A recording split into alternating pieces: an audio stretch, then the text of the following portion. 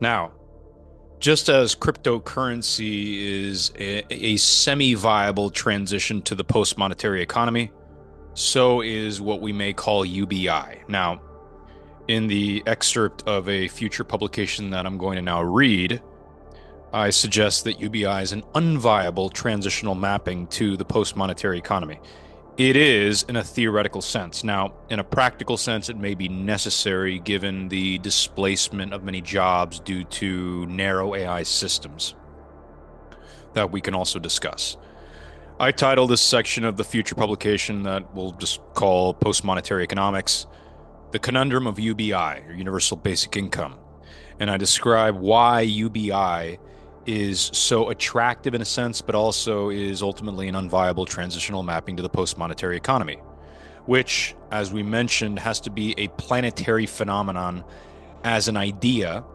We have to start regarding ourselves as a planetary civilization, not a fragmented set of nation states or cultures, religions, etc., which is precisely what is leading to our fixation on fiat currency as this, as the least liable medium of exchange.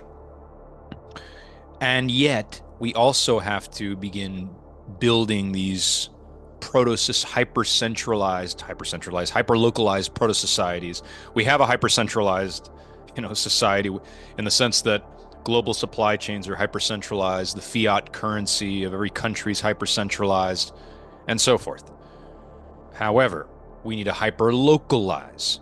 We need proto-societies to begin building their own desalination devices, their own farms, their own, energy. Of course, we need advances in energy production, and many things are implied by this idea of the post-monetary economy. But this idea, as an idea, right, as nothing else, not as a plan, not as a set of instructions, the idea of a post-monetary economy is irrefutable. We do not engage in responsible or beneficial financial self-organization, economic self-organization through money. We don't. It's hyper-centralized and concentrated in the hands of individuals who don't really care about other people, about human civilization, who don't actually understand that the human civilization is on a much, much denser teleodynamical timeline than our individual lifetimes.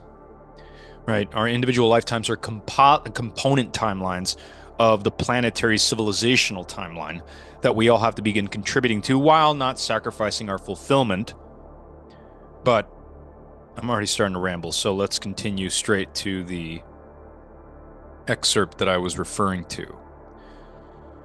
The conundrum of universal basic income.